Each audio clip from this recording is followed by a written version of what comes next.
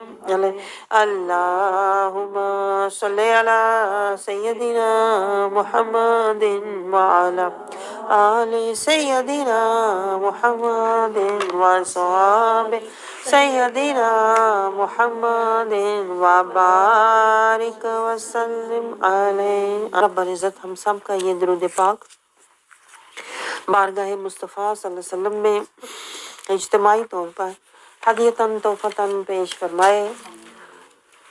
چونکہ یہ قرآن رسول اللہ صلی اللہ علیہ وسلم کے وسیلے سے ہم تک پہنچا ہے، اس لیے ہم بارگاہ مصطفیٰ صلی اللہ علیہ وسلم میں پہلے ہدیہ درود پیش کرتے ہیں۔ ہم رسول اللہ صلی اللہ علیہ وسلم کی بارگاہ میں محبتاً عاجزاً ہم اپنے اظہار تشکر کے لیے درود پاک کا ہدیہ پیش کرتے ہیں، تاکہ رسول اللہ صلی اللہ علیہ وسلم کی بارگاہ میں ہم اپنے آداب اور اپنی محبت اور جذبات کا بھی اظہار کریں اور شکر گزار بھی ہوں کہ بارگاہ مصطفیٰ صلی اللہ علیہ وسلم سے یہ کلام ربی، یہ ہدایت نامہ ہم تک پہنچا ہے۔ تو ہم بیٹھے ہیں رمضان پاک کے اس مبارک مہینے میں، ہم خلاصہ قرآن کے لیے، اور ہماری نیتیں کیا ہیں، ارادے کیا ہیں، ہمارے مقاصد کیا ہیں، ذرا ان کو ایک نظر دیکھ لیتے ہیں تاکہ ہماری اپنے مقاصد پر نظر رہے۔ کوئی نہ کوئی مقصد ہم ضرور حاصل کرنے کی انشاءاللہ کوشش کریں۔ تو پہلا مقصد کیا ہے؟ قرآن کی آیات کی ہو یاد دہانی، احکامات جو اللہ تعالیٰ نے فرمائے ہیں ان میں ہو روانی، دنیا کی محبت سے ہو روح گردانی، ہمارے دلوں میں جو پردے ہیں دور ہو بے ایمانی، حق کی ہو ہمیں یقین دہانی، نفس اور شیطان کی ہو نافرمانی، نفس کشی کر کے رب کی ہو مانی، مجاہدے سے حاصل ہو حیات جاودانی، بدن پر ہو روح کی حکمرانی، رسول کی عظمت اور شان ہو پہچانی، ہماری زندگی ہو حق کی ایک نشانی، واپسی کے وقت فرشتوں کی ہو سلامی، حاصل ہو ہم سب کو رضائے رحمانی۔ اللہ رب العزت ہمیں سب کو یہ مقاصد اور یہ نیات حاصل کرنے والا بنائے۔ آج آغاز ہو رہا ہے 5ویں سپارے کا، اور سورت ہے سورت والمحسنات، نہیں سورت ہے نساء، سپارہ ہے 5واں سپارہ ہے والمحسنات، اور سورت ہے سورت نساء۔ آیت نمبر 24 سے آغاز ہوتا ہے 5ویں سپارے کا۔ تو آغاز میں ہی اللہ رب العزت عورتوں کے حقوق اور نکاح کی حرمت کا بیان فرما رہا ہے، اور لین دین کے طور طریقے ہمیں سمجھا رہا ہے۔ تو یہ ساری تفصیلات سے میں آپ کے سامنے صرف حاصل کلام رکھ رہی ہوں۔ اللہ تعالیٰ نے یہ ساری تفصیلات سے ہمیں سمجھا کیا رہا ہے؟ صرف اللہ یہ سمجھانا چاہتا ہے کہ ہر وقت اللہ کی خشیت میں رہو، چاہے وہ کہتے ہیں نا میاں بیوی کے معاملات ہیں، یا گھریلو معاملات ہیں، یا لین دین کے معاملات ہیں، ہر جو تمہارے معاملے ہیں وہ شریعت کے اصول و ضوابط اور قوانین کے مطابق ہونے چاہیے۔ تو اللہ تعالیٰ اس لیے ہر بات کو دیکھیں، چاہے وہ ہماری کوئی ذاتی بات ہے، نجی بات ہے، اخلاقی بات ہے، جذباتی ہے، ذہنی ہے، قلبی ہے، خاندانی ہے، معاشرتی ہے، ظاہری ہے، باطنی ہے، دینی ہے، ایمانی ہے، بچپن کی یا جوانی، انسانی یا حیوانی، ہر ہماری زندگی کا جو پہلو ہے نا اس کی تفصیلات اللہ رب العزت نے قرآن پاک میں بیان کی ہیں۔ تو آپ کو ایک بات سمجھ آئی، یہ جو ہم سوچتے ہیں یہ میرا ذاتی معاملہ ہے، میں جو چاہے کروں، میں آپ کو بتاؤں قرآن میں اور اسلام میں کوئی بھی معاملہ آپ کا ذاتی نہیں ہوتا۔ حتیٰ کہ آپ کی جو نجی زندگی ہے، جو میاں بیوی کے بھی تعلقات ہیں، وہ بھی آپ اپنی ذاتی نوعیت کے نہیں بنا سکتے، وہ بھی شرعی حدود کے مطابق ہونے چاہیے۔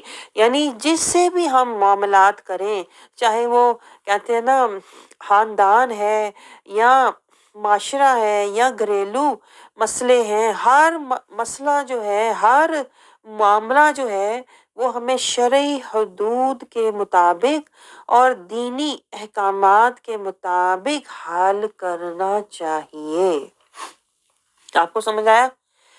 لیکن ہماری تو سوچ عجیب ہے، ہم دین کو ایک طرف رکھ دیتے ہیں، جب عملی زندگی کی بات آتی ہے نا تو ہم کہتے ہیں یہ میرا ذاتی معاملہ ہے، یہ ہمارا گھریلو مسئلہ ہے، یہ میرا اور اس کا معاملہ ہے۔ آپ سمجھ رہے ہو؟ تو یعنی ہم کہتے ہیں، لیکن اللہ یہ سمجھا رہا ہے کہ تمہارا جو دین ہے وہ تمہاری دنیا پر غالب ہونا چاہیے، ہر معاملے پر تمہارا دین حاوی ہونا چاہیے، ہر تمہارا جو معاملہ ہے، کوئی تمہارا معاملہ نجی اور ذاتی نہیں ہونا چاہیے، ہر معاملہ، ہر مسئلہ، ہر کام جو بھی تم کرو وہ دینی اسلامی ہونا چاہیے، دینی اور اسلامی، کوئی نجی اور ذاتی بات نہیں ہے۔ آپ سمجھ رہے ہو؟ جس سے بھی معاملہ کرو وہ دینی طریقے سے کرو اور اسلامی تعلیمات کے مطابق کرو، اگر تم مسلمان ہو تو۔ اب آپ سوچیں، ایک طرف ہم مسلمان بھی ہوتے ہیں اور دوسری طرف ہم قرآن کے احکامات کی پیروی بھی نہیں کرتے، وہاں ہم قرآن کو ایک طرف رکھ دیتے ہیں۔ تو یہی تو آپ سوچیں، پھر ہماری کہتے ہیں نا قرآن سے بے پرواہی ہے، یہی تو ہماری قرآن سے ناسمجھی ہے۔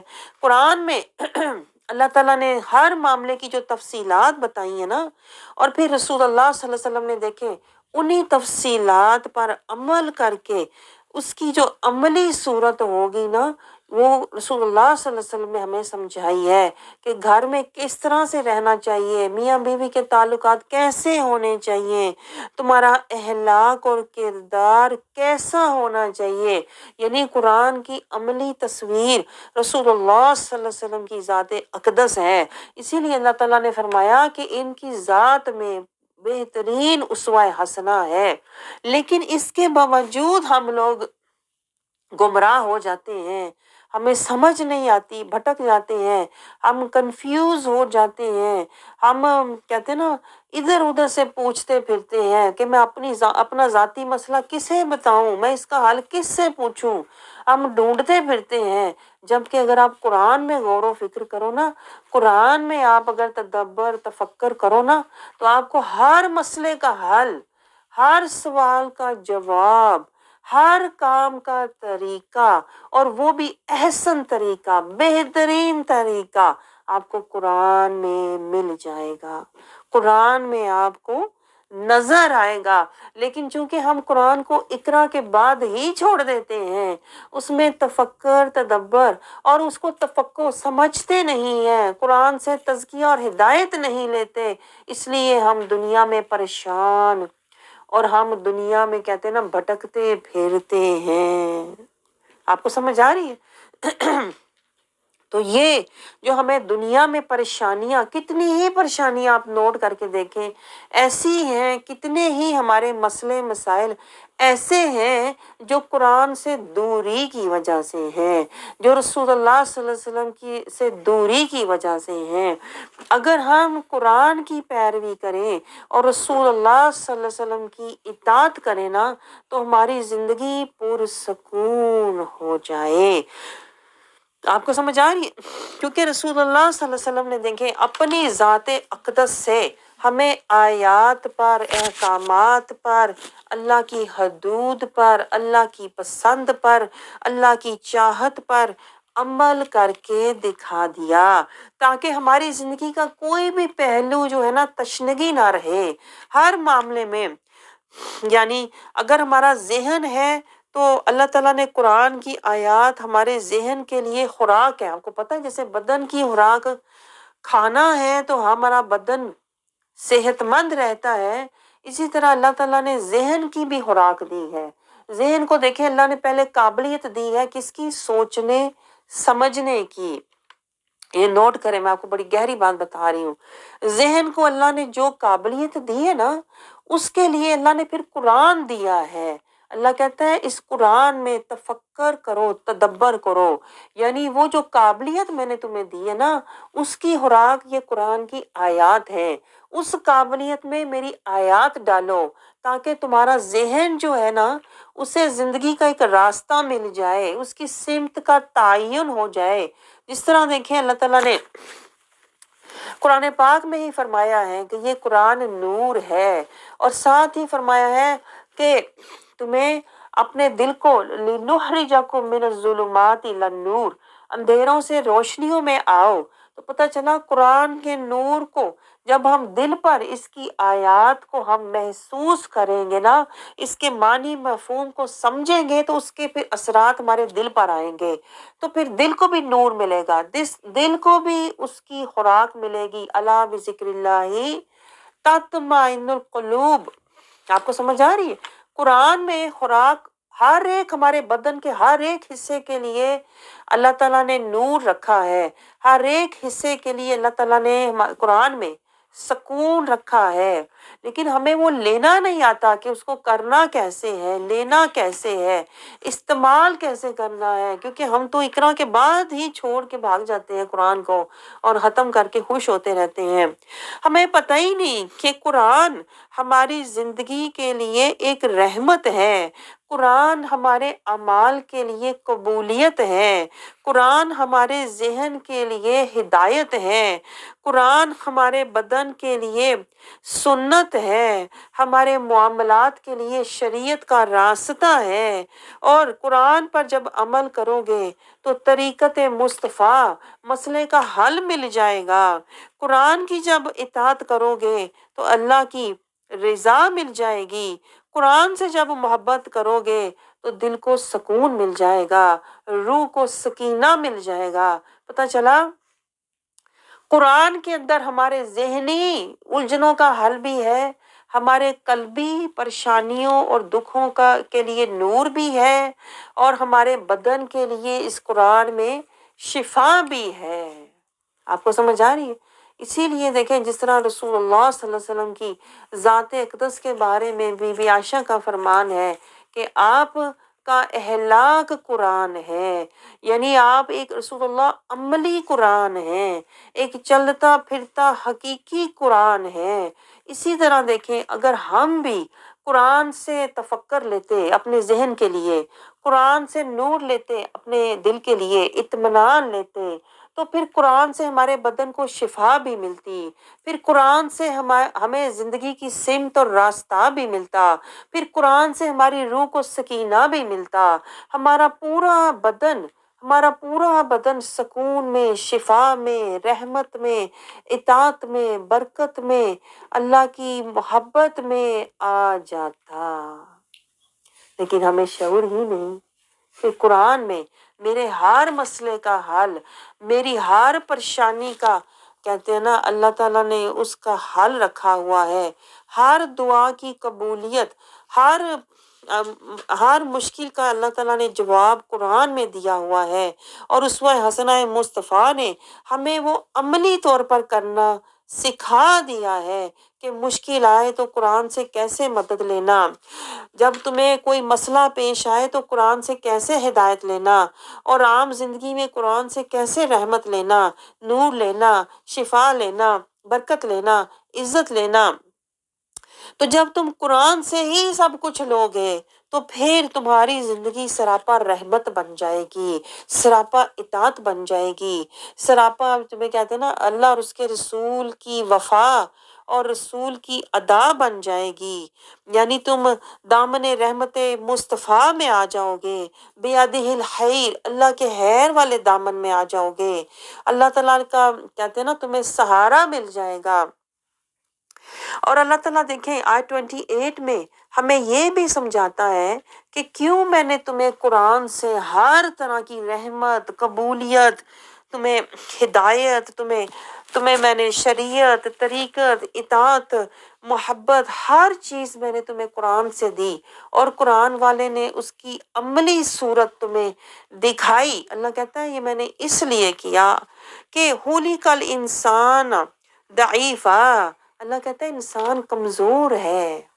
دیکھیں ذرا اللہ کی محبت دیکھیں، ہمیں تو پتہ ہی نہیں اللہ ہم سے کیسے کیسے محبت کرتا ہے، کہ یعنی اللہ نے پہلے ہی ہمارے ذہن کے خیالات کے لیے قرآن کے اندر ہدایت رکھ دی، ہمارے دل کے جذبات کے لیے قرآن کے اندر سنت اور شریعت رکھ دی، ہمارے اعمال کے لیے اللہ نے پہلے ہی قرآن میں قبولیت رکھ دی، ہماری زندگی کے راستے کے لیے اللہ نے پہلے ہی صراط المستقیم رکھ دیا، ہمیں پریشانیوں سے بچانے کے لیے اللہ نے پہلے ہی قرآن میں اطاعت رکھ دی۔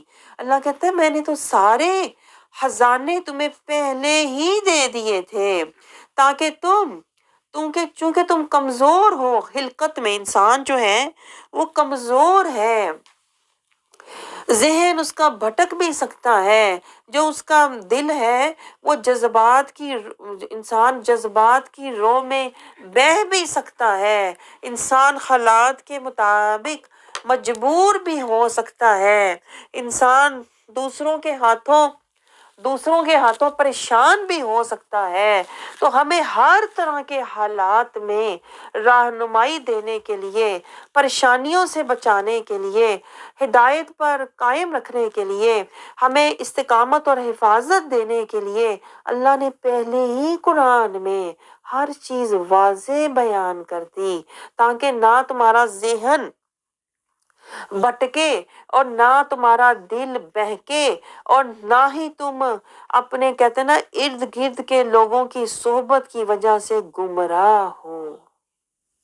آپ سوچیں ذرا اللہ نے کس طرح ہماری رحمت کا اور ہدایت کا بندوبست کیا ہوا ہے، لیکن ہم تو اللہ تعالیٰ کی اتنی کہتے ہیں نا اللہ تعالیٰ نے جو کوشش کی ہے ہمارے ذہن کو بھی ہدایت دینے کے لیے، ہمارے دل کو بھی ہدایت پر رکھنے کے لیے، ہمیں ہدایت والوں کی صحبت میں رکھنے کے لیے اللہ نے قرآن پاک میں تو ہر طرح کی آیات بیان کی ہیں، ہر مسئلے کا حل دیا ہے، ہر پریشانی میں رستہ دکھایا ہے، ہم پھر بھی گمراہ ہیں۔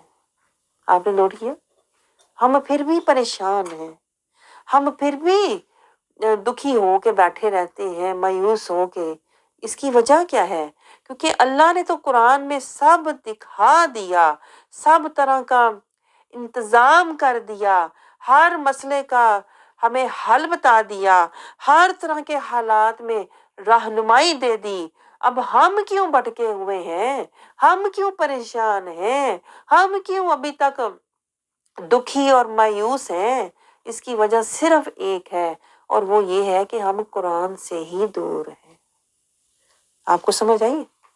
ورنہ جتنا اللہ نے قرآن پاک میں نوٹ کرتی ہوں، وہی آیات، وہی مضامین بار بار آتے ہیں، بار بار۔ جیسے نماز کا ہی آپ دیکھ لیں، اللہ تعالیٰ نے 700 سے بھی زیادہ بار حکم دیا ہے، ہمیں پھر بھی نماز کی اہمیت، عظمت اور اس کی فضیلت کی سمجھ ہی نہیں آتی۔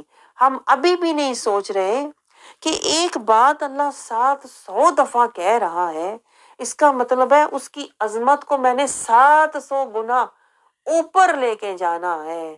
لیکن ہم تو الٹ ہیں، جس کو اللہ نے بار بار دہرایا، جس کی اللہ بار بار، جیسے آپ کو بار بار کوئی کام کہا جائے، اس کا مطلب ہے وہ کام ضروری ہے، اس کام کی بڑی عظمت ہے، اس کام کی بڑی فضیلت ہے، وہ کام کمپلسری ہے، وہ فرض ہے، اس کو عظمت پہ لے کے جاؤ، وہ تمہیں عظمت دے گا۔ ہمیں اس بات کا فہم ہی نہیں کہ اگر کوئی بات اللہ نے بار بار دہرائی ہے تو اس پر بار بار غور کرنا ہے، اس پر بار بار تفکر تدبر کرنا ہے، ہر بار آپ کو اس میں سے نئے اسرار و رموز اور انوار و تجلیات ملیں گے۔ لیکن ہم تو ایک دفعہ پڑھ کے کہتے ہیں یہ تو پہلے بھی پڑھا تھا، ہم تو اس کو نظر انداز کر دیتے ہیں، ہم سمجھتے ہیں یہ اللہ بار بار باتیں دہرا رہا ہے، یہ تمہیں پتہ ہے، ہم اس کو اور زیادہ اگنور کر کے گزر جاتے ہیں۔ حالانکہ اللہ اللہ کوئی بھی بات بار بار جب دہراتا ہے تو وہ بے وجہ نہیں ہوتی، وہ نظر انداز کرنے کے لیے نہیں ہوتی۔ جو اللہ بار بار باتیں دہراتا ہے اس کا مطلب ہوتا ہے بار بار اس پر توجہ کرو، بار بار اس میں غور کرو، ہر بار تمہیں نئے اسرار و رموز، نئے انوار و تجلیات، اس کا نیا معنی مفہوم، نئی عظمت اور نئی شان ملے گی۔ لیکن ہم تو جس پر اللہ کہتا ہے زور دو، توجہ دو، غور کرو، ہم اس کو تو پڑھ کے چھوڑ دیتے ہیں۔ اور جو دنیا کے بارے میں اللہ کہتا ہے یہ دھوکے کا سودا ہے، یہ متاع قلیل ہے، دنیا کے پیچھے ہم آخر تک لگے رہتے ہیں۔ آخری کہتے ہیں نا، حد تک دنیا پانے، دنیا لگانے، دنیا سجانے، دنیا جمع کرنے، دنیا کے غم، دنیا کے پچھتاوے لے کے دنیا سے چلے جاتے ہیں۔ آپ نے دیکھا قرآن کو نہ سمجھنے کی وجہ سے ہم نے ظلم کیا اپنے ہی اوپر کیا ہوا ہے، جو فطور ہے اس کو لے لیا، جو نور ہے اس کو چھوڑ دیا۔ جب ہم نے فطور کو لیا تو پھر شیطان بھی ہمارے اوپر اور نفس ہمارے اوپر حاوی ہو گیا۔ جب نفس حاوی ہو گیا تو شیطان قابض ہو گیا۔ آپ کو سمجھ آ رہی؟ گہرائی سے میں آپ کو بالکل گہرائی سے لے کے آئی، بنیاد سے، کہ ہمارا یہ جو حشر آج حال ہمارا خراب ہوا ہے کہ ہماری شروع سے لے کے آخر تک ساری چاہتیں، محبتیں، راحتیں، سائشیں، زینتیں، دکھڑے، غم، پچھتاوے، حسرتیں سارے دنیا کے ہیں۔ اس کی وجہ کیا ہے؟ اس کی وجہ بہت گہرائی میں ہے، بنیاد میں ہے، اور وہ کیا کہ ہم نے قرآن سے نور تو چھوڑ دیا لیکن ہم نے شیطان سے فطور لے لیا، یعنی ہم قرآن سے دور ہو گئے اور ہم دنیا میں ہم مصروف ہو گئے، مسرور ہو گئے۔ تو جب ہم دنیا میں مسرور ہو گئے، قرآن سے دور ہو گئے، تو پھر ہوا کیا؟ نفس و شیطان، نفس ہمارے اوپر حاوی ہو گیا اور شیطان نے ہمارے اوپر قابو کر لیا، اور پھر ہم قرآن میں سب کچھ ہونے کے باوجود جو منبع ہے اللہ کے انوار کا، تجلیات کا، خزانوں کا، جو اللہ تعالیٰ نے ہمیں محور اور مرکز دیا ہوا ہے، لوح محفوظ کا جو اصل خزانہ اللہ نے ہمیں عطا کیا ہوا ہے، ہم اسی سے بے پرواہ ہو گئے، بے رغبت ہو گئے۔ آپ سمجھ رہے؟ اور ہم اس پر بیٹھ کے گھروں میں کہہ رہے ہوتے ہیں میں تو کچھ کیا ہی نہیں، میں تو کبھی کسی کو کچھ کہا ہی نہیں، میں تو کبھی کسی کا کچھ بگاڑا ہی نہیں، میں تو گھر آرام سے بیٹھی رہتی ہوں۔ آپ سوچو، یہی تو آپ کو سمجھ نہیں شیطان آنے دیتا۔ گھر میں بیٹھا آپ کو سرٹیفکیٹ ایشو کرتا رہتا ہے شیطان اور نفس، تو گھر بیٹھی جنتی، تو گھر بیٹھی بچی ہوئی ہے، تو بہت سے مشکلات سے، آزمائشوں سے بچی ہوئی ہے، تو گھر بیٹھی ہے نا، تو جنتی ہے، تو نمازی ہے، تو بخشی ہوئی ہے۔ آپ سوچو، جو اصل کرنے کا کام تھا قرآن سے، کہتے ہیں نا ہدایت، نسبت، قرآن سے رحمت، برکت، اعمال کی قبولیت، قرآن سے زندگی کا، کہتے ہیں نا شریعت، قرآن سے ہدایت، رستہ، طریقت، اللہ اور اس کے رسول کی محبت جو لینی تھی، جو کرنے کا کام تھا، وہ تو آپ نے کیا ہی نہیں۔ کیا آپ کو سمجھ آ رہی ہے؟ تو آگے اللہ تعالیٰ ہمیں سمجھا رہا ہے کہ جو لوگ قرآن سے دور ہیں، بے رغبت ہیں، وہ اللہ کی رحمت سے ہی دور ہیں۔ اصل میں وہ اپنی، کہتے ہیں نا، اپنی زندگی کا جو مقصد ہے عبادت اور اللہ اور اس کے رسول کی اطاعت سے ہی دور ہیں۔ وہ نفس اور شیطان کی اطاعت، اپنی خواہش اور راحت میں زندگی بسر کر رہے ہیں۔ آگے اللہ تعالیٰ ہمیں دیکھیں نصیحت دے رہا ہے آیت 31 میں، کیا؟ کبیرہ گناہوں سے بچتے رہو۔ اللہ یہ نہیں کہتا، دیکھیں اللہ تعالیٰ یہ نہیں کہہ رہا گھر بیٹھو اور لوگوں سے بچو اور آرام کرو۔ اللہ کہتا ہے کبیرہ گناہوں سے بچو۔ جو اصل کرنے کا کام ہے وہ ہمیں شعور ہی نہیں کہ کرنا کیا ہے۔ کبیرہ گناہوں سے بچتے رہو۔ اللہ کہتا ہے میں صغیرہ تمہارے گناہ تمہارے معاف کر دوں گا کیونکہ تم جہاد کرنے والے ہو۔ دیکھیں اب آیت کے اندر ایک میسیج ہوتا ہے، एक अल्लाह ताला की नसीहत होती है, हम नसीहत छोड़ देते हैं, आयत को पढ़ के दौड़ जाते हैं, जिसकी वजह से होता क्या है, हमें कुछ भी कुरान पढ़ के भी कुछ भी हासिल नहीं होता। तो अल्लाह ताला देखें जब ये कह रहा है कबीरा गुनाहों से बचो, सगीरा गुनाहों को मैं माफ कर दूंगा, इसके अंदर एक नसीहत है। आप समझ रहे हो? जैसे आप एक कली होती है, कली खिले तो वो फूल बनती है, तो उसके अंदर खुशबू होती है। इस तरह हर आयत के अंदर अल्लाह ने हमारे लिए कोई नसीहत रखी होती है। तो वो जब आप फूल को सूंघते हो तो आपको समझ आती है, थोड़ी देर गौर फिक्र करते हो।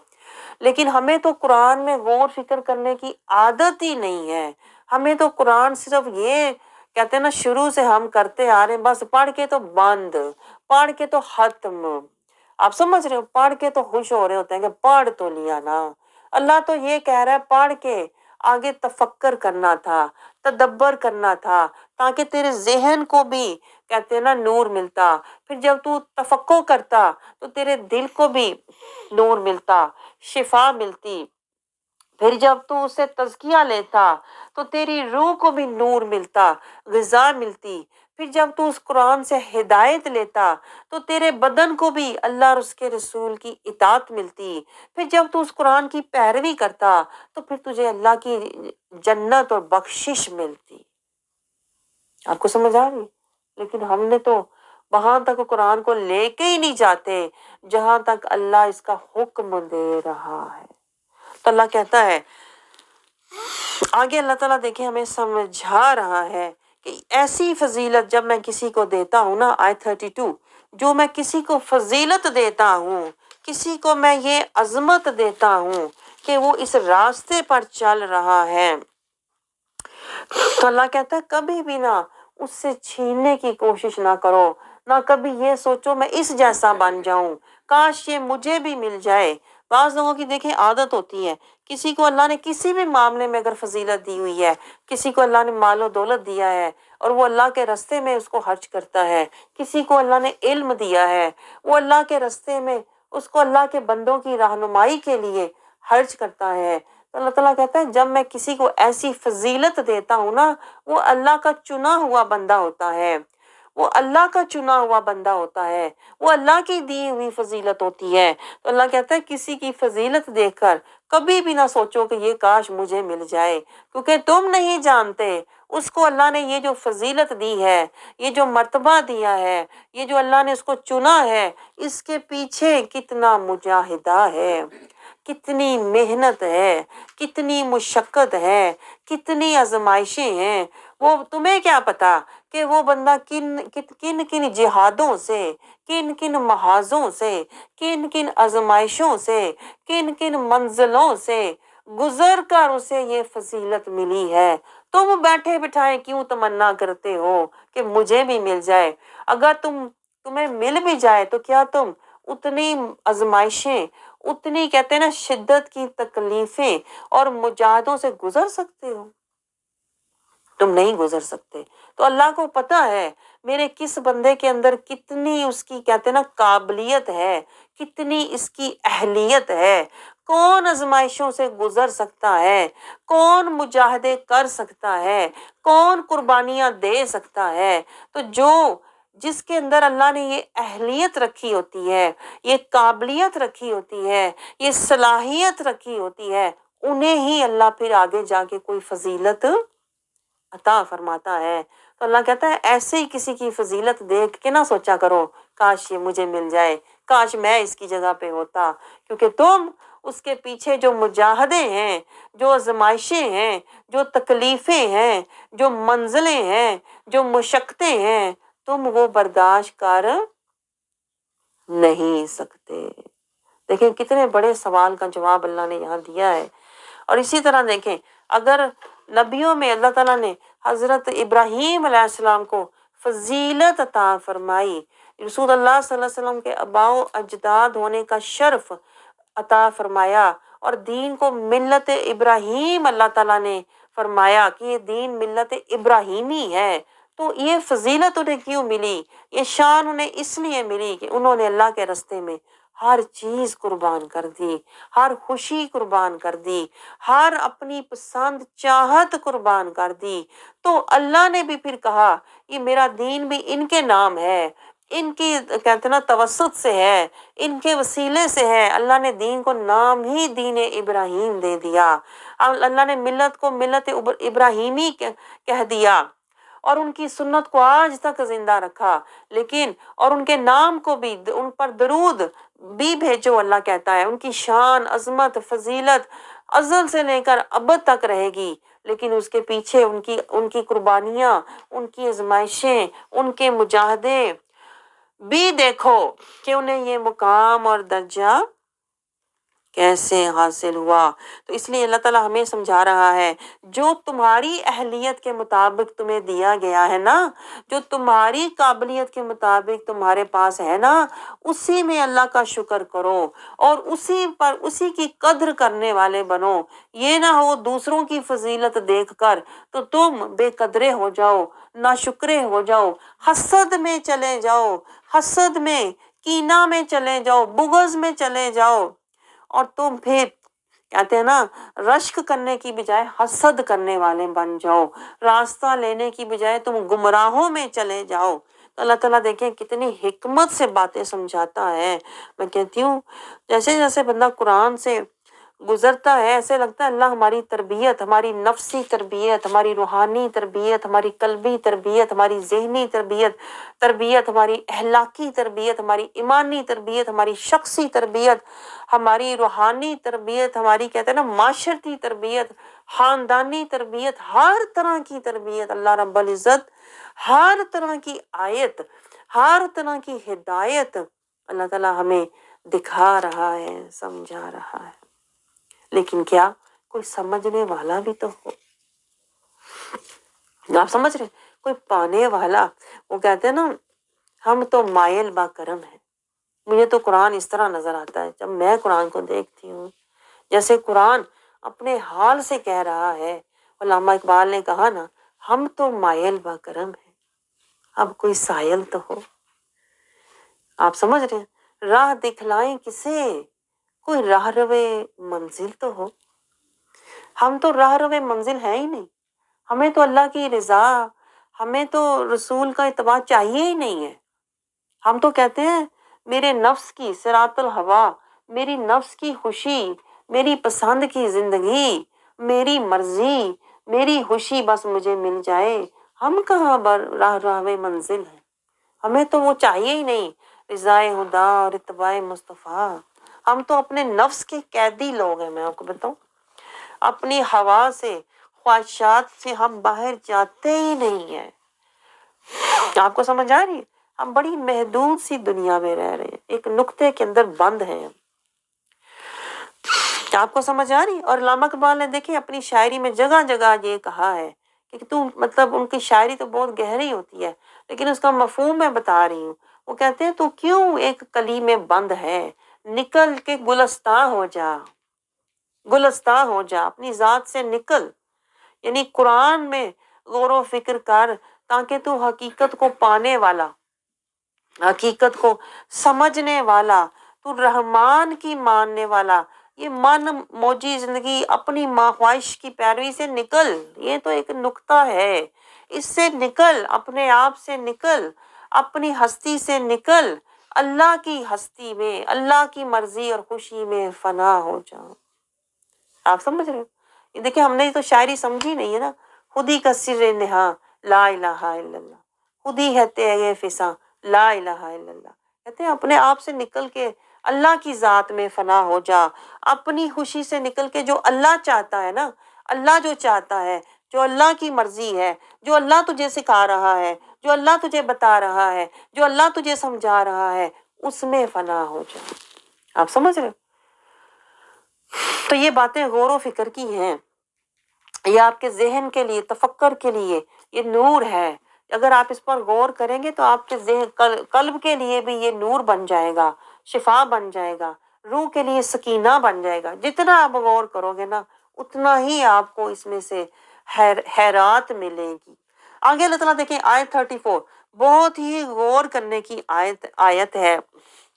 आयत 34 में अल्लाह रब्बुल इज्जत फरमा रहा है क्या, अर्रिजालु कव्वामूना अला निसा, कि ये जो अल्लाह ताला कहता है रिजाल है, मर्द, अल्लाह ताला कहता है ये कव्वामून है अला निसा, औरतों पर, बिमा फद्दलल्लाहु, क्योंकि अल्लाह ताला ने इन पर फजल फरमाया है। अल्लाह ताला ने मर्दों को कव्वाम बनाया है। क्यों कव्वाम बनाया है?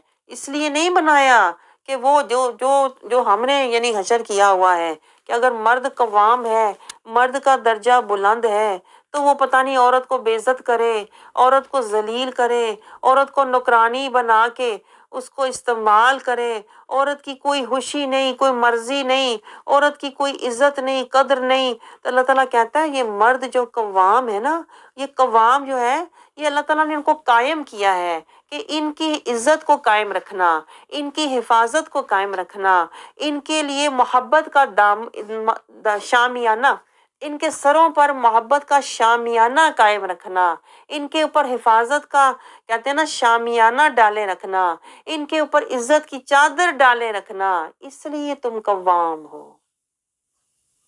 ना मुझे बताएं ना, हमने कहते ना किसी चीज के, यही तो मैं आपको शुरू से बता रही हूँ, हम असूलों ज़वाबत कवानीन और शराइत जिस तनाजुर में अल्लाह बात कर रहा होता है ना, उसको हम छोड़ देते हैं और हम उस काम को अपने तौर पर करते हैं और फिर हमारी जलालत होती है, फिर अमाल भी करते हैं तो कबूल नहीं होते। कभी हमने सोचा ही नहीं कि अगर अल्लाह ने मर्दों को कवाम कहा है तो किस तनाजुर में कहा है, किस सेंस में कहा है। हम समझते हैं कवाम बस वो है, ये मजाजी खुदा है, अब इसके हाथों मैंने बैठ के जलील होना है, जो ये हुक्म दे मैंने सरे तस्लीम हम करना है, क्योंकि मर्द जो हैं वो दर्जे में बुलंद हैं और वो दर्जा मैंने उनको हर तरह की ताबेदारी उनकी करनी है, तो मैं उसका हक अदा करूंगी। पहले कवाम को ही समझ लो, फिर आप कहते हैं ना उनके अवाम बनना, जो पाकिस्तान की अवाम का अशर हो रहा है, वो वाली अवाम बाद में बनना, पहले ये तो देखो कवाम होते कौन है। आप समझ रहे हो? तो अल्लाह अल्लाह ने जिस सेंस में उन्हें कवाम बनाया था वो तो मामला ही कुछ और है, वो तो हम भूल ही गए हुए हैं कि ये कवाम है किस सेंस में। आप समझ रहे? तो हमने तो उनको कवाम से कहीं ज्यादा पहलवान बना लिया हुआ, ऐसे पहलवान कि जिनके आगे कुछ है ही नहीं। आप समझ रहे? तो अल्लाह ताला कहता है मैंने इन मर्दों को बिमा फद्दलल्लाहु, मैंने इनको फजल दिया है, यानी फजीलत दी है, एक दर्जा। लेकिन वो फजीलत है कैसी, ये भी तो सुनो। आप समझ रहे हो? फजीलत ये है कि मर्द जो है बड़ा रोब वाला हो जी, बड़ा ही गुस्से वाला हो, वो अंदर आए तो सारे कहते हैं ना छुप जाए, तो सारे दहशत ज़दा, सारे खौफ ज़दा होके तो भाग जाए, जी कवाम आ गया घर में।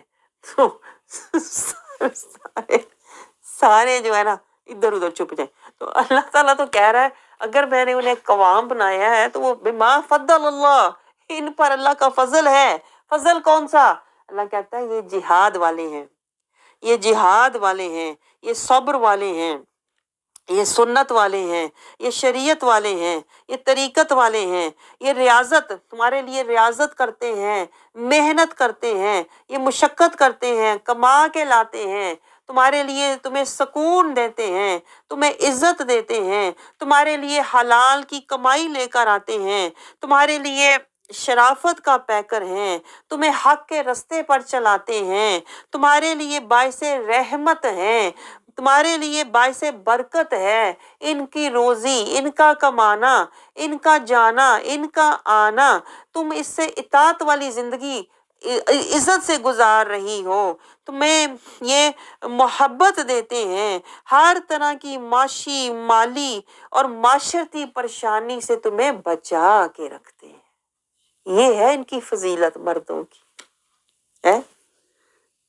हम तो वैसे ही उनको बगैर कहते हैं ना, ये अल्लाह ताला ने जो शराइत साथ बताई हैं कवाम होने की और मर्दों की जो फजीलत की जो शराइत हैं, हमने वो शराइत सारी छोड़ दी हुई हैं और हम समझ रहे हैं मर्द का तो पता नहीं फजीलत किस बात में है, तो वो इस बात में है कि उसके लिए मैं हिदमत करूं दिन रात, और वो आके तो वो क्या कहते हैं गुस्से से भरा हुआ आए اور وہ ہر چیز کو اٹھا اٹھا کے پھینکے اور وہ میرے ہر کام میں نقص نکالے اور وہ مجھے سب کے آگے ذلیل کرے اور وہ بچوں کو میرے خلاف کرے اور وہ میرے اوپر دن رات روب جاڑے اور وہ میرا جینا حرام کر دے اور وہ مجھے غلام بنا کے رکھے، میں دن رات اس کے ہاتھوں ذلیل ہوں، کیونکہ مرد قوام ہے۔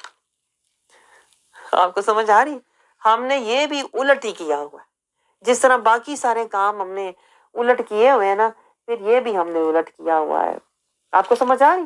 اگر آپ کو یہ قوام کی سمجھ ہوتی تو آپ سوچو آپ کی زندگی کے تو آدھے سے زیادہ دکھ تو ویسے ہی ختم ہو جانے تھے، آدھے سے زیادہ دل کی پریشانیاں غم تو ویسے ہی ختم ہو جانے تھے، آدھے سے زیادہ کہتے ہیں نا جو حالات میں ہم پستے رہتے ہیں وہ ویسے ہی ختم ہو جانے تھے۔ تو جو تکلیفیں آپ نے نوٹ کیا، جو تکلیفیں پریشانیاں ہمیں 50% سے زیادہ ملتی ہے نا، وہ قرآن سے دوری کی وجہ سے ہے۔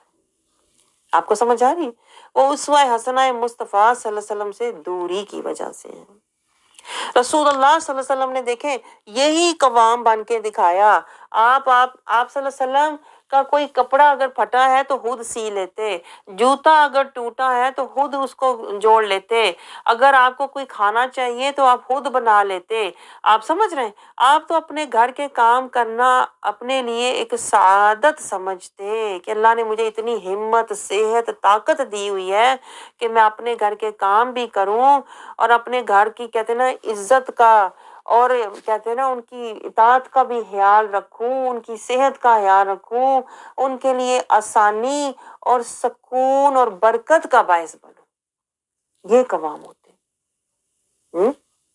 اب آپ سوچیں ذرا، اس تناظر میں ذرا سوچیں، آپ کے قوام جو ہے وہ قوام ہے کہ پہلوان ہے آپ کے لیے؟ آگے آیت نمبر 36 میں اللہ رب العزت دیکھیں کیا سمجھا رہا ہے۔ حقوق العباد، یہ ہوتے ہیں حقوق العباد کہ مرد اس طرح کا رجال، اس کو رجال کہتے ہیں۔ صحیح رجال یہ ہوتا ہے جس کی یہ فضیلتیں اور یہ کہتے ہیں نا اس کے اندر یہ صفات ہوتی ہیں، وہ یہ ایسے رجال کے حقوق ادا کرنے چاہیے۔ ایسے رجال جو ہوتے ہیں ان کو عزت دینی چاہیے، ایسے رجال کی اطاعت کرنا اس عورت پر فرض ہوتا ہے جو عورت کو ہر طرح کا سکون دے، معاشی معاشرتی آرام دے، ذہنی قلبی جسمانی ہر طرح کی اس کو آسانی دے، اس کے لیے باعث عزت ہو، باعث برکت ہو، باعث رحمت ہو۔ ایسے مرد جو ہوتے ہیں ان کی اطاعت فرض ہوتی ہے، کیونکہ یہ وہ رجال ہیں جو اللہ اور اس کے رسول کے پیروکار ہیں۔ آپ سمجھ رہے ہو؟ یہ وہ رجال ہیں جو خود بھی ریاضت، محنت، مشقت، مجاہدہ کر رہے ہیں اور تمہیں بھی یعنی اپنی بیوی کو بھی وہ جہنم کی آگ سے اور نفس و شہوت کی آگ سے بچا رہے ہیں۔ یہ رجال ہوتے ہیں، یہ صحیح مرد ہوتا ہے۔ آپ کو سمجھ آ رہی ہے؟ ہمارے ہاں تو مرد کا کانسیپٹ ہی پتہ نہیں بڑا عجیب سا ہے، جس سے سب ڈر کے رہیں، جس سے سب کہتے ہیں نا اس کے آگے ہاتھ جوڑیں، اس کی عزت کریں، اسے سر پہ بٹھائیں اور وہ جوتے مارے۔ ہم تو سمجھ رہے ہیں وہ مرد ہوتا، بھائی وہ مرد ہی نہیں جڑا اپنا آپ نہ دکھائے۔ آپ سمجھ رہے ہو؟ میں جنرل بات کر رہی ہوں، آپ سمجھ رہے، میں جنرل اوور آل بات کر رہی ہوتی ہوں کہ ہمارے ماحول میں اور ہمارے معاشروں میں کیا چیز چل رہی ہے، میں اس تناظر میں بات کر رہی ہوں، پھر قرآن کو آپ کے سامنے رکھ رہی ہوں۔ آپ خود سوچو، آپ کو زمین آسمان کا فرق نظر آئے گا۔ آگے اللہ تعالیٰ دیکھیں سمجھا رہا ہے حقوق العباد بھی پورے کرو لیکن وہ شریعت کی حدود میں ہونے چاہیے۔ یہ گہری بات نوٹ کریں، شریعت کی حدود میں ہونے چاہیے۔ اور اللہ تعالیٰ کہتا ہے اللہ جو پسند نہیں کرتا متکبر کو اور فخر کرنے، شیہیاں مارنے والے کو۔ ہم تو کہتے ہیں مرد ہی نہیں جڑا متکبر نہ ہوئے اور شیہی نہ مارے۔ ماں تو کما کے لایا، ماں تو تجھے رکھا، میں تجھے عزت دی۔ اللہ کہہ رہا ہے آیت 36 میں، اللہ کہہ رہا ہے اللہ کو بالکل پسند نہیں ہے۔ آپ ذرا نوٹ کریں، جو اللہ کو پسند نہیں ہے آپ اسے سر پہ بٹھا رہے ہیں۔ جو متکبر اور شیہی ہو رہا ہے، جو شہیاں مارنے والا اور تکبر کرنے والا، اکڑ والا، اللہ کہہ رہا ہے مجھے بالکل پسند نہیں ہے۔ آگے اللہ تعالیٰ سمجھا رہا ہے اللہ کو بخیل اور فضول خرچ بھی پسند نہیں ہے۔ ہمیں تو پتہ ہی نہیں کہ اگر کسی کا خاوند بخیل ہے، پیسہ نکالتا ہی نہیں ہے، کئی ایسے مرد بھی ہوتے ہیں جو پیسہ جیب سے نکالتے ہی نہیں ہیں، اور اگر بیوی جیب سے تھوڑا سا نکال لے تو اس کو ہی برا بلا کہتے ہیں۔ اللہ کہتا ہے مجھے تو بخیل پسند ہی نہیں ہے، جو مال ہی نہ خرچ کرے اپنے گھر بار پہ، اپنی آل اولاد پہ۔ آپ سمجھ رہے ہو؟ آپ سمجھ رہے ہو؟ لوگ تو نان نفقہ بھی بڑا رو دھو کے دیتے ہیں، تو اللہ کہتا ہے مجھے ایسے لوگ پسند ہی نہیں ہیں جو بخیل ہیں، جو بڑا ترسا ترسا کے دیں، اور بڑا کسی کو کہتے ہیں نا ناک رگڑا رگڑا کے کچھ پیسہ دیں، اور پھر اس کا حساب کریں کہ یہ جو دیا تھا وہ کہاں گیا، تو جو شام کو دیا تھا وہ کدھر ہے۔ اللہ کو ایسے بخیل پسند ہی نہیں۔ آپ سمجھ رہے ہو؟ اللہ تو کہتا ہے احسن طریقے سے دو، اچھے طریقے سے دو، بہترین طریقے سے معاملات چلاؤ، لیکن کیا؟ فضول خرچی نہ کرو۔ اللہ کو فضول خرچی پسند نہیں ہے۔ آپ سمجھ رہے؟ ہم تو الٹ ہیں، ہم تو کہتے ہیں جو خاوند جو بخیل ہے، جو بھی ہے، میرا تو خاوند ہے نا بھائی، میں تو سر پہ بٹھا کے رکھنا ہے، بے شک متکبر ہے، بے شک شیہی مارنے والا ہے، کوئی کماتا ہے تو شیہی مارتا ہے نا، پھر ٹھیک ہی کرتا ہے، اس کا حق بنتا ہے شیہی مارے، اس کا حق بنتا ہے، وہ کما کے لایا ہے، پھر جتانا تو بنتا ہے نا، پھر ظاہر ہے اس کو، پھر وہ پھر اکڑے بھی تو صحیح نا، اکڑنا تو بنتا ہے اس کا۔ ہم عجیب ہیں، یعنی ہم خود شہ دیتے ہیں، ایک بندہ اگر سنت اور شریعت کے خلاف ہے اس کو اتنا سر پہ بٹھاتے ہیں کہ وہ اور زیادہ کہتے ہیں نا اس میں بڑھتا ہی چلا جاتا ہے، بجائے اس کے کہ اس کی اصلاح ہو اور گھر میں فلاح ہو، ہم الٹا گھر میں فتنے بڑھتے جاتے ہیں۔ میں آپ کو بتاؤں جتنا ہم اس طرح کی چیزوں کو برداشت کرتے ہیں نا، اتنا پھر وہ گھر جو ہے نا، وہ اینڈ پہ پھر وہ گھر جو ہوتا ہے نا وہ میدان جنگ بن جاتا ہے۔ میں آپ کو بتاؤں جو سنت اور شریعت کے اصول و ضوابط اور جو قوانین اور حدود و قیود میں نہیں ہوتا نا، یا خاوند ہے یا بیوی ہے، دونوں اگر نہیں ہے، وہ گھر میں آپ کو بتاؤں اینڈ پہ میدان جنگ ہی ہوگا۔ وہ پھر شیطان کا کہتے ہیں نا ایک ہوتا ہے فتنہ کی جگہ بن جاتی ہے، جہاں ہر وقت دنگا فساد ہی ہوتا رہتا۔ تو یہی تو اللہ بتا رہا ہے متکبر ہو، فخر کرنے والا، شیہیاں مارنے والا، بخیل یا فضول خرچ، اس طرح کے جو لوگ ہوتے ہیں ان کے گھر میں کبھی بھی پھر آرام سکون نہیں ہو سکتا۔ تو اللہ نے پہلے ہی لائن کھینچ دی ہے، اللہ نے پہلے ہی ہمیں یہ اصول، یہ ڈسپلن ہو، یہ تمہارے گھر کے یہ قوانین ہونے چاہیے، جب تم یہ قوانین، یہ اصول و ضوابط اس کے مطابق چلو گے تو پھر تمہارا گھر جو ہے نا وہ برکت والا، رحمت والا، عزت والا، اللہ اور اس کے رسول کی اطاعت والا، وہ پھر جنت کا نمونہ ہوگا۔ لیکن آپ سوچو کتنے گھر ہیں جو ایسے ہوتے ہیں جو سنت اور شریعت اور قرآن کی آیات کے مطابق زندگی گزارتے ہیں۔ زیادہ تر صورتوں میں آزمائش ہوتی ہے کہ نہیں؟ کیا خاوند الٹ بخیل ہوگا، متکبر ہوگا، فخر کرنے والا، شیخیاں مارنے والا، یا خاوند یا بیوی فضول خرچ ہوگی؟ زیادہ تر حالات آزمائشوں والے ہی ہوتے ہیں، کیونکہ وہ بھی اللہ کا وعدہ ہے میں تمہیں آزماؤں گا۔ ہر کسی کو آئیڈیل سچویشن نہیں ملے گی کہ خاوند جو ہے وہ صحیح رجال ہے۔ آپ سمجھ رہے ہو؟ خاوند بھی جو ہے اگر وہ سنت اور شریعت کے طریقت اور قرآن کی آیات کے مطابق نہیں ہے تو وہ رجال میں سے نہیں ہے، پھر وہ تو شیطان کا پیروکار ہے، اور جو شیطان کا پیروکار ہے آپ سوچو پھر اس کی جو پیداوار ہوگی، جو گھر میں آئے گا، جو کچھ بھی ہوگا، تو وہ پھر آپ سوچو فتنہ ہی بنے گا نا، چاہے وہ مال ہے چاہے وہ اولاد ہے۔ آپ کو سمجھ آ رہی ہے؟ لیکن یہ بھی پھر ہماری آزمائش ہوتی ہے، کیونکہ اللہ تعالیٰ کہتا ہے میں تمہیں ہر حال میں آزماؤں گا، دے کر بھی، اچھا دے کر بھی، اور برے حالات میں بھی تمہیں ڈال کر آزماؤں گا۔ اور آزمائش کیا ہے؟ جو اصل چیز میں آپ کو سمجھانا چاہ رہی تھی وہ کیا ہے؟ یعنی جو ہمارے حالات اوپر نیچے ہو سکتے ہیں، یعنی ہسبینڈ کی عادت اور طرح کی ہے، بیوی کی عادت اور طرح کی ہے، ہسبینڈ بخیل ہے، بیوی جو ہے وہ معتدل ہے، یا ہسبینڈ جو ہے وہ معتدل ہے اور بیوی جو ہے وہ فضول خرچ ہے، اوپر ہر طرح کی عادتیں ہو سکتی ہیں. اس کی وجہ کیا ہے؟ اللہ کہتا ہے جو اصل وجہ ہے، جو اللہ تعالیٰ دیکھنا چاہتا ہے، اللہ کہتا ہے من احسن عملا.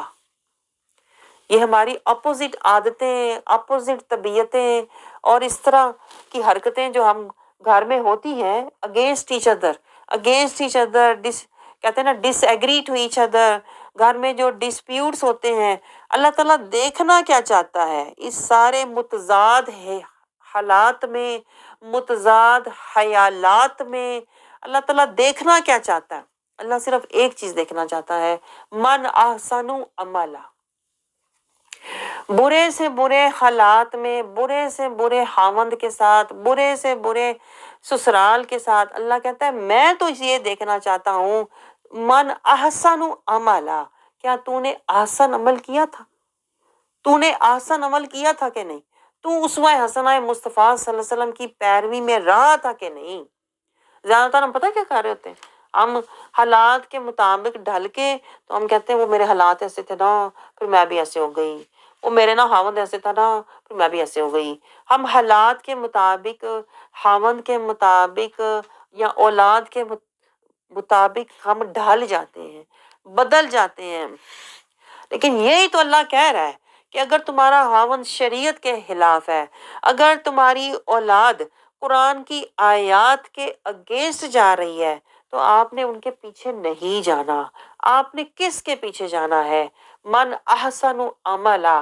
آپ نے اپنا عمل، اپنا زندگی کا راستہ، اپنی سوچ احسن رکھنی ہے. اور احسن کیا ہوتا ہے؟ لقد کان لکم فی رسول اللہ اسوۃ حسنہ. آپ نے اسوہ حسنہ مصطفیٰ کی پیروی میں ہی رہنا ہے، چاہے خاوند آپ کی مانے یا نہ مانے، چاہے اولاد آپ کی مانے یا نہ مانے، چاہے رشتہ دار آپ کی مانے یا نہ مانے. آپ نے صراط المستقیم کا راستہ نہیں چھوڑنا. یہی تو ہم نہیں کرتے. آپ کو سمجھ آ رہی گہری بات جو میں نے ساری آپ کو تفصیل سے سمجھائی ہے؟ جو گہری بات ہے، ہم جو چھوڑنا نہیں تھا اس کو چھوڑ دیتے ہیں، اور جس کو پکڑنا نہیں تھا ہم ان کو پکڑ لیتے ہیں. اس طرح پھر ہم گمراہ بھی ہو جاتے ہیں، قرآن سے بے پرواہ بھی ہو جاتے ہیں، اور بے راہ روی کا شکار بھی ہو جاتے ہیں. پھر آخر پہ ہمیں ملتا کیا ہے؟ بے سکونی، بے یقینی. آپ کو سمجھ آ رہی ہے؟ اس بات پہ ذرا غور کریں. آگے آیت 41 میں اللہ تعالیٰ ہمیں سمجھا رہا ہے. میں آپ سے صرف وہ باتیں کہہ رہی ہوں جو گہری گہری باتیں اللہ نے قرآن پاک میں آیات کے اندر سمجھائی ہوئی ہیں. یہ آیات کے اوپر نظر نہیں آتی. اوپر سے لگ رہا ہے اللہ تعالیٰ بظاہر خاوند کی بات کر رہا ہے، بیوی کی بات کر رہا ہے، رشتوں کی بات کر رہا ہے، لیکن اس کے اندر ایک کہتے ہیں نا اللہ تعالیٰ نے کوئی نصیحت چھپا کے رکھی ہوئی ہوتی ہے، کوئی حکمت اللہ نے اس کے اندر چھپا کے رکھی ہوئی ہوتی ہے. تو میں آپ کے سامنے صرف وہ حکمت رکھنے کی کوشش کر رہی ہوں، وہ نصیحت رکھنے کی کوشش کر رہی ہوں جو آیت کے اندر ہے. آپ سمجھ رہے ہو؟ تو آگے اللہ تعالیٰ دیکھیں آیت 41 میں کیا سمجھا رہا ہے. ہر امت سے اللہ کہتا ہے گواہ ہوگا اس کا نبی، اور رسول اللہ صلی اللہ علیہ وسلم سب امتوں پر بھی اور سب نبیوں پر بھی گواہ ہوں گے. حشر کے دن صرف رسول اللہ ہوں گے. آپ سوچیں مرتبہ اور شان رسول اللہ صلی اللہ علیہ وسلم کی، کہ نہ صرف دوسری قوموں پر، امتوں پر گواہ ہیں، بلکہ انبیاء پر بھی گواہ ہیں، اور بلکہ اپنی امت پر بھی گواہ ہیں. سب کے واحد گواہ، شاہد اور شہید رسول اللہ ہیں. آپ سوچیں، اس لیے ہمارا یہ عقیدہ ہے رسول اللہ صلی اللہ علیہ وسلم حاضر ناظر ہیں. وہ ہمارے اعمال کو دیکھ رہے ہیں، ہمارے حال کو بھی رسول اللہ صلی اللہ علیہ وسلم جانتے ہیں، کیونکہ اللہ نے خود کہا ہے آیت نمبر 41 میں کہ یہ میرا رسول گواہ ہوگا صرف تم پر نہیں، سب امتوں پر، پچھلی امتوں پر بھی اور انبیاء پر بھی یہ نبی گواہ ہوگا. اس لیے کہ یہ سارے جو انبیاء، پیچھے آپ کو یاد ہے وہ جو میثاق نبوت ہم نے دیکھا تھا، پڑھا تھا کہ سارے انبیاء کو نبوت ملی ہی صدقہ مصطفیٰ ہے. تو سارے انبیاء رسول اللہ صلی اللہ علیہ وسلم کی عظمت پر گواہ ہوں گے، اور رسول اللہ سارے نبیوں کی دعوت پر گواہ ہوں گے کہ ہاں ان سب نے دعوت دی تھی. आप समझ रहे हो। और फिर रसूल अल्लाह सल्लल्लाहु अलैहि वसल्लम अपनी उम्मत पर भी गवाह होंगे कि मेरी उम्मत ने भी ये दावत कबूल की थी। ये उम्मत कौन सी उम्मत है? पहले इनाबत फिर इजाबत वाली है और फिर इताअत और रहमत वाली होगी। अगर हम रसूल अल्लाह सल्लल्लाहु अलैहि वसल्लम की दावत को मान लेंगे तो फिर हम इजाबत वाली उम्मत हो जाएंगे, रसूल अल्लाह सल्लल्लाहु अलैहि वसल्लम की कबूलियत वाली उम्मत में शामिल हो जाएंगे। आप समझ रहे हैं? ये जो आपका कॉन्सेप्ट है ना कि सारे ही हम उम्मत मुस्तफ़ा से हैं, मैं आपको बताऊं सारे नहीं है। जो रसूल अल्लाह सल्लल्लाहु अलैहि वसल्लम की सुन्नत, शरीयत, तरीक़त, इताअत, मोहब्बत और इत्तबा में ज़िंदगी गुजारेगा ना, वो रसूल अल्लाह की उम्मत से उठाया जाएगा, वो आपका उम्मती कहलाएगा। लेकिन जिस बंदे ने अपनी मर्जी, अपनी ख्वाहिश, अपनी चाहत और रस्म और रिवाज की पैरवी में ज़िंदगी गुजारी होगी ना, उसका उम्मत मुस्तफ़ा से कोई ताल्लुक नहीं है। ये जरा नोट करें, बाद में आपको बहुत गहरी बात बताई है। वो हाल का अल्लाह ताला आयत 42 में कह रहा है, जो नाफरमानी करता है नबी की और जो रूह गर्दानी करता है अल्लाह की आयात की, वो अपने हाल का काफिर है। सोचें जरा ये पॉइंट। नाम का मुसलमान है, कहता तो ला इलाहा इल्लल्लाह है, लेकिन रसूल की नाफरमानी करता है और अल्लाह की आयात से रूह गर्दानी करता है, तो अल्लाह कहता है वो हाल का मन का काफिर होगा, वो हशर के दिन पछताएगा। काश आज मुझे जमीन में दबा दिया जाए, मुझे जमीन में गाड़ दिया जाए। वो इतना पछताएगा इस बात पर, इतना रोएगा। इसलिए मैं देखें इस तनाजुर में आपसे कहती हूँ, ये दुनिया के पछतावे, ये दुनिया की हसरतें छोड़ दो, हशर के पछतावे का सोचो। अगर हशर में मैं पछतावे और मेरी ये हसरत हुई, काश मैंने इस नबी की पैरवी की होती, काश मैंने कुरान की पैरवी की होती, ये पछतावा सबसे बुरा पछतावा होगा।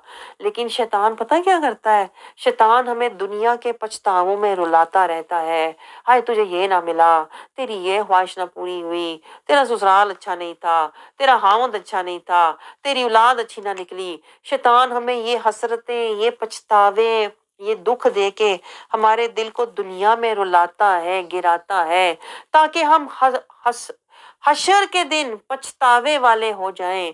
हशर का पछतावा सबसे बुरा पछतावा होगा। काश जो वक्त मैंने दुनिया के रोनों में जाया कर दिया था, काश ये वक्त मैंने कुरान समझने में लगाया होता। जो वक्त मैंने दुनिया के पीछे दौड़ने में, दुनिया मनाने में, दुनिया राजी करने में लगाया था, काश ये वक्त मैंने अल्लाह को राजी करने में लगाया होता। तो हशर के दिन ऐसा बंदा पछताएगा, हसरत से रोएगा, और कुरान पाक में आता है अपने हाथ काटेगा, अपने दांतों से अपने हाथों को काटेगा।